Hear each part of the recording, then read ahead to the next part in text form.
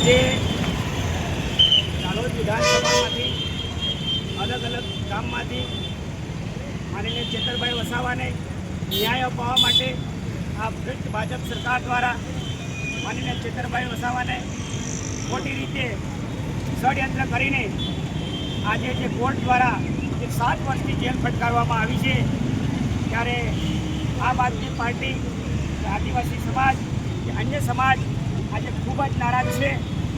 આજે ન્યાય અપાવવા માટે ખૂણેથી લોકો સમર્થન આપી રહ્યા છે. આ સરકાર કંઈ ને કંઈક રીતે આદિવાસી માટે જુલમ ગુજારતી હોય એવું લાગી રહ્યું છે.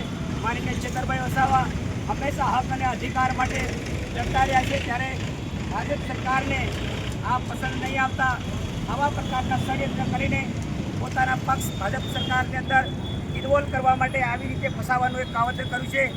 ત્યારે આમ આદમી પાર્ટી, આદિવાસી સમાજ સમગ્ર સાથે રહીને આજે ન્યાય આપવા માટે લડત કરી રહ્યો છે.